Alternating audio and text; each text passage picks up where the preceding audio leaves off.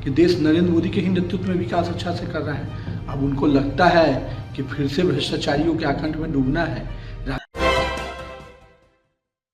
नमस्कार, आप देख रहे हैं सिटी पोस्ट लाइव और आपके साथ मैं हूं अंजलि। हाल ही में संजय यादव जो कि राज्यसभा सांसद है, उनका एक बयान सामने आता है जहां पर वो कहते हुए नजर आते हैं कि सम्राट चौधरी तेजस्वी यादव का मुकाबला कभी नहीं कर सकते। इस पर अब बिहार सरकार के मंत्री नितिन नवीन का बड़ा बयान सामने आता है जहां पर वो कहते हुए नजर आते हैं कि बिल्कुल सही बात कही उन्होंने, जहां पर सम्राट चौधरी तेजस्वी यादव की मुकाबला वो कर ही नहीं सकते, क्योंकि एक तरफ जहां तेजस्वी यादव भ्रष्टाचार के पहाड़ में बैठे राजनीति खेल रहे हैं, वहीं दूसरी तरफ एक सामंजस्य परिवार से आने वाले सम्राट चौधरी समाज के हित के लिए काम कर रहे हैं। वहीं इसी के साथ साथ वो मीसा भारती के बयान के ऊपर भी कहते हुए नजर आए। एक तरफ जहां तेजस्वी यादव को उनके ही लोग दरकिनार करने की कोशिश कर रहे हैं, क्योंकि मीसा भारती ने एक बयान दिया था कि अगर तेजस्वी यादव राष्ट्रीय अध्यक्ष भी बन जाते हैं या प्रधानमंत्री भी बन जाते हैं तो वो लालू प्रसाद यादव के बेटे ही रहेंगे। लालू प्रसाद यादव के यानी कि राष्ट्रीय अध्यक्ष के वो बेटे ही रहेंगे। इसी पर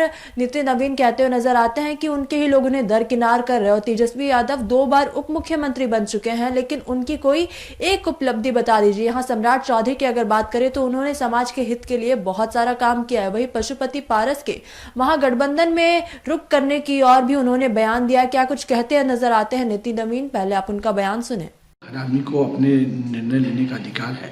अगर वो कोई निर्णय लेंगे तो देखेंगे हम लोग को क्या करना है। लेकिन ये तो जरूर है, उन्होंने भी ये कहा है कि देश नरेंद्र मोदी के ही नेतृत्व में विकास अच्छा से कर रहा है। अब उनको लगता है कि फिर से भ्रष्टाचारियों के आकंठ में डूबना है। रामविलास जी ने जिस भ्रष्टाचार को किनारे करने की बात की, आज उनके भाई होकर उन्हीं की चीज़ों को अलग करना, तो ये तो उनके मर्जी पे है। वो राजनीति में जो अपनी जगह खोज रहे हैं शायद मिल जाए उनको। पशुपति के अलग होने से लगता है कुछ आप लोगों को नुकसान होगा? अब देखिए, ये परिस्थितियां बताएंगी। मेरे को मानना है कि देश में जनता आज जिस मूड में खड़ी है वो जनता नरेंद्र मोदी को चाहती है, नीतीश कुमार को चाहती है। और जनता के मूड में अगर आप अलग जा रहे हैं तो आपकी मर्जी। हैसियत तो सही में नहीं है। कहाँ तेजस्वी यादव जो 1000 करोड़ के घोटाले पे बैठे हों, और कहाँ सम्राट चौधरी जो एक सामाजिक परिवार से निकला हुआ व्यक्ति जो राजनीति में अपने स्थान बना रहा हो। तो संघर्ष के नाम पर कोई व्यक्ति स्थान बना रहा है और कोई व्यक्ति पूरी तरह से भ्रष्टाचार के पहाड़ पर बैठकर अपना राजनीतिक जगह खोज रहा हो। तो दोनों में बहुत अंतर है। भ्रष्टाचार के पहाड़ पर बैठा हुआ व्यक्ति निश्चित रूप से नीचे में हर आदमी को बहुत छोटा देखता है। और ये तो जो व्यक्ति बात उठा रहे हैं वो भी समझना चाहिए कि वो कौन है और अब तक क्या थे। और मेरा ये मानना है कि तेजस्वी यादव जी को एक चीज़ की उपलब्धि बता दीजिए जो उन्होंने कुछ भी किया हो पिछले 2 बार उप मुख्यमंत्री बनने के बाद और मंत्री बनने के बाद। उपलब्धि क्या रही है? व्यक्तिगत एक उपलब्धि गिना दो तेजस्वी यादव का राजनीति में आने के बाद का। कोई एक योजना बता दे तेजस्वी यादव की, ये योजना मैंने शुरू कराया था। तो आज तक तो तेजस्वी यादव ने अपने आप को, जो राहुल गांधी की स्थिति है वही स्थिति बिहार में तेजस्वी यादव की है। उनके अपने ही लोग उनको किनारे करने में लगे हुए हैं और उनको असमर्थ मानते हैं, उनको अक्षम मानते हैं। क्या हुआ है? मीसा भारती ने क्यों कहा?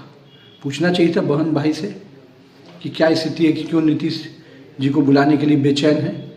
तो कहीं ना कहीं ये दिख रहा है कि अपने परिवार में ही सब कुछ ठीक नहीं है, तो अब नेता को बड़े बनाने के लिए प्रयास कर रहे हैं उनके सहयोगी।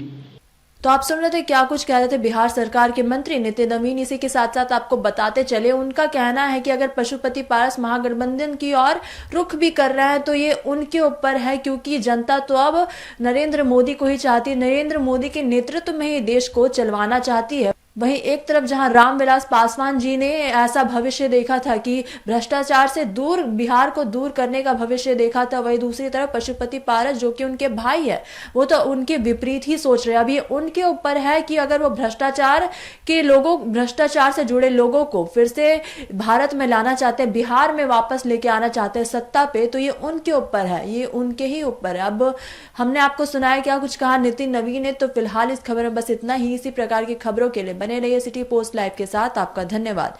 वीडियो को लाइक करें, शेयर करें और चैनल को सब्सक्राइब करना बिल्कुल ना भूलें।